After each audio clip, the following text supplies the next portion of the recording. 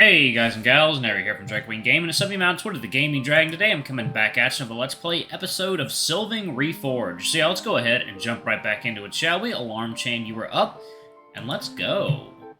Alrighty. And you understand the unpredictability of it.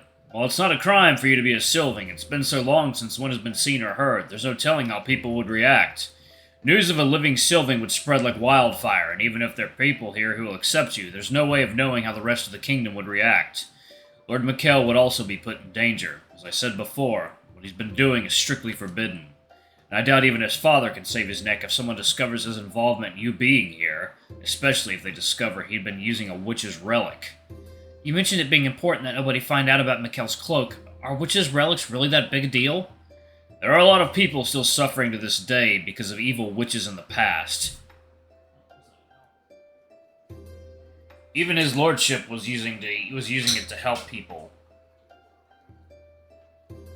Merely owning one cannot have him even merely owning one can have him executed. Sorry, I just had to plug something in. But it was the only way he could travel through your world to search for a way to find a way to reverse it. With that in mind, it's best that you never even mention witches, relics, or Sylvings to anyone. And if someone brings them up, just change the subject or leave. There's a lot to take in. I have so many questions about everything he just said, but I don't think I can handle much more pressure. I don't mean to scare you, but you need to watch your tongue out there when talking to those close to me. I want you to fit in and lead a normal life while you're here. To do so, we have to avoid drawing any unnecessary attention to ourselves. The weight of those words sits heavily on my shoulders. I understand how important it is that I don't talk about witches myself and human stuff. I understand. I won't tell anyone, I promise. Thank you, Aron. I appreciate you taking this to heart. Agnarr hands the scroll back to me. I've read and memorized your safe conduct. It's vague enough as far as background goes, but people might ask what it's like in Shallenhof. Did his lordship describe what it's like to you before he fell asleep? Mikkel? Not really. We only got through the name and birthday. I'll ask him to cover it in your lessons then. For now, when someone asks you a question you don't have an answer to, turn to me. I can either answer for you or pull you from the conversation. If you're by yourself, you can make an excuse, like you're still too weary, really, from your fever to answer. Or you can try to keep it vague, but whatever you do, never make unnecessary lies. A vague truth is still a truth. A lie can be picked at until it falls apart.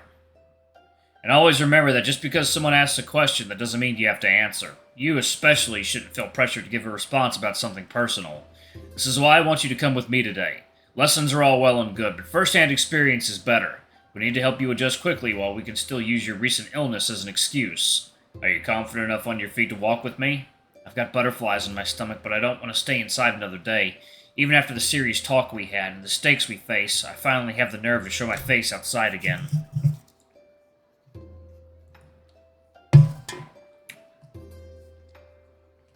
Going for a walk and meeting some of his friends is a good place to start. Maybe it won't be so intimidating once I get out there. Sure, it actually sounds really nice. I promise to not cause any trouble. Good. And before we depart, I just want to make sure you have your story straight. Remember, you're Aron Sonder now. You're Aron Sonder now. You're a traveler, and it's your first time outside of Shallenhof. You were found ill on the road and were taken in by Lord Mikkel from the Vitskogan family, and I have been assigned as your personal guard. I echo Agnar's words back to him, word for word. I repeated a few times to commit it to memory. Good. You're ready to come inside with me. Finally, there's a lot for me to keep in mind, but I'm just excited to see what it's like downtown. We'll be stopping at the inn. I know the owner there well. It's actually his meals I've given you. So we're not going to see the whole town today? Show me everything that this place has to offer? I know he already mentioned keeping it simple, but now I'm getting more curiosity to explore this place. Take it slow, Aron. I must see how you hold up first. Come on, let's make our way to the inn. We head downstairs to slip past Mikkel. Agnarr makes the wooden floor creak by his weight, but the fox keeps snoring loudly. I'm pretty sure we wouldn't have been able to wake him up if we tried. After sneaking past the sleeping fox, we step out the door and onto the bustling street. Agnarr locks up behind us. It takes him a second, which gives me time to make a quick scan of our surroundings. I wish I hadn't. Just about every set of eyes is glued to me, and then they don't dart away until we make eye contact. And even then, can feel them lock back on the moment I look away. It's what we expected, but that makes it no less unnerving. We can only hope that they'll lose interest sooner or later. We'll be making our way further into the village down this street. He points in the opposite direction we went the other day, away from the village exit. We'll get more crowded as we go, so stay close to me. He keeps a steady pace right by my side, his stride slow, but casual. There's already so many eyes on me, and there's only going to be more. The menagerie of different animal faces is also extremely distracting, my brain trying to figure out what species everyone is. But Agnarr is beside me. His imposing stature inspires a bit more confidence in my stride, at least until a breeze blows right up my back, sending a chill from the end of my spine. The hole for the tail leaves that spot exposed. Feels like I'm having a big hole that shows my rear end. I almost pull my shirt out of my pants and cover it, but I'm not confident how I'll look doing it. I grow more and more self-conscious by every step, and the street continues to grow more and more crowded. I try to pull my pants up as far as they'll go, but no luck. No matter how high I get them, it still feels like my butt crack is just out there for everyone to see.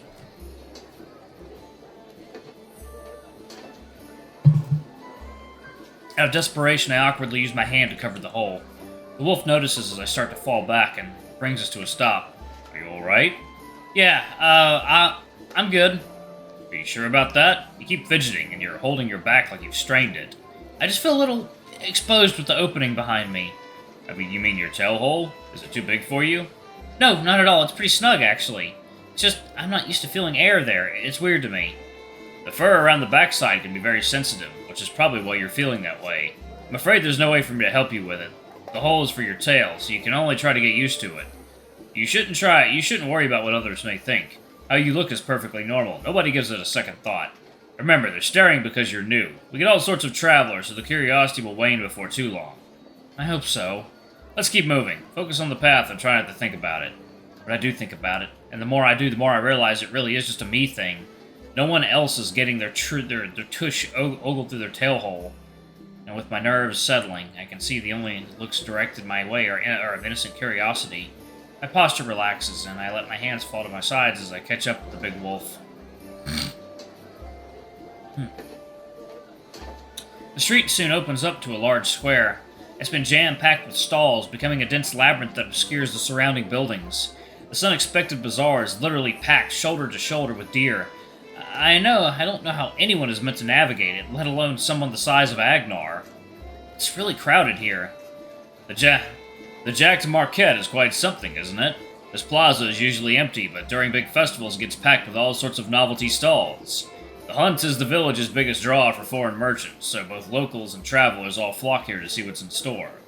I can certainly see that. There's a buzz of enthusiasm in the air. Some stalls are so popular I can't even see what's being sold. As we continue our trek, I peruse the various wares. There are all manner of goods, many of which I don't recognize. Those that I do, however, are more the sorts of things you'd find in an antique shop. The stalls selling spices and teas are the most crowded. One is practically drowning in customers. I can barely see past the crowd, but I can see something that looks like exotic spices contained in jars. Hang on, if they're selling exotic products here, then maybe... Do any of these stalls sell coffee? Coffee? Yeah, coffee, or maybe chocolate? I've never heard of them, so probably not. Maybe we're just using different words for them. They're both brown. Coffee is roasted beans made into a drink, and chocolate is a sweet and bitter treat that melts in your mouth. My apologies, but I've never seen or heard of such things. The lack of flushable toilets is one thing, but no caffeine? No crisp roasted aroma to greet you in the morning? What a cruel world. It's slow going as we make our way through the crowd, giving me plenty of time to scope out the goods. Scope out the goods. Alright, y'all, I'll be right back. Give me 1 second.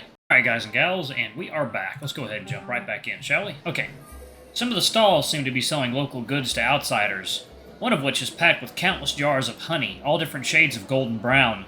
Some of them even have honeycomb inside, and there's a snake? I don't know why I'm so caught off guard. I've seen plenty of different kinds of deer so far. I guess a snake with arms was just a bridge too far.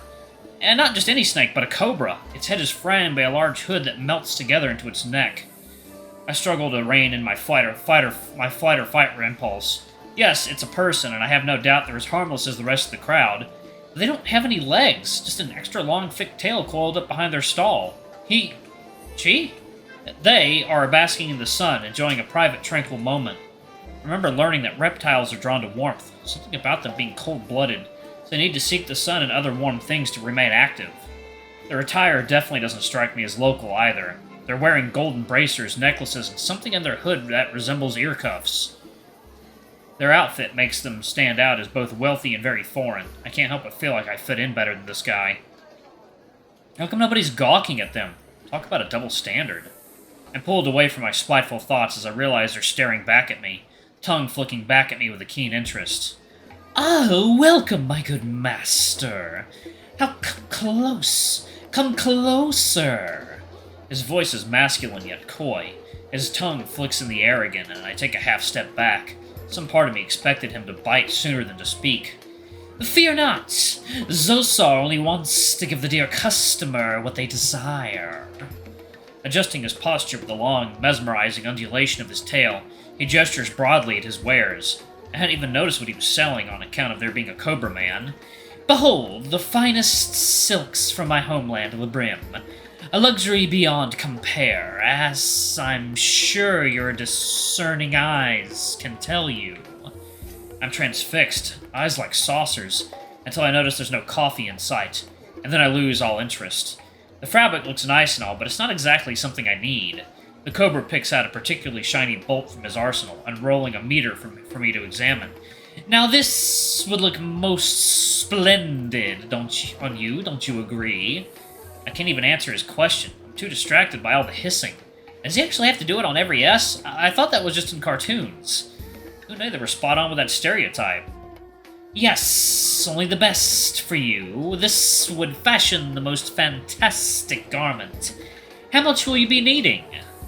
I'm not sure. What would I even make with it?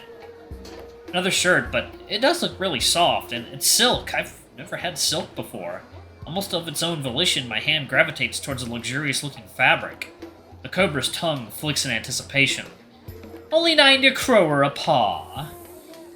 How much is a krower? It's gotta be like pennies, right? We can afford that.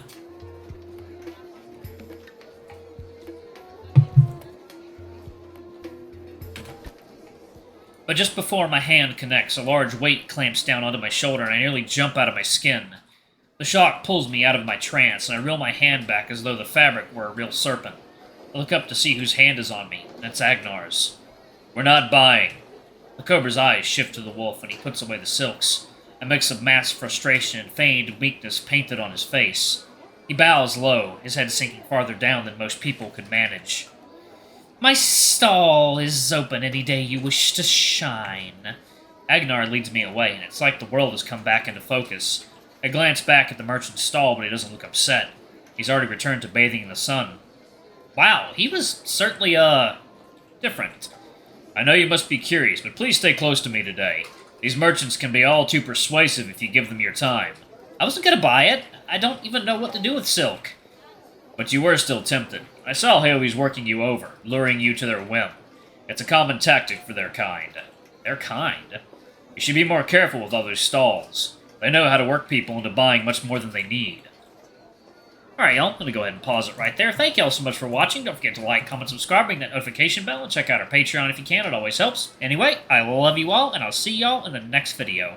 Bye-bye!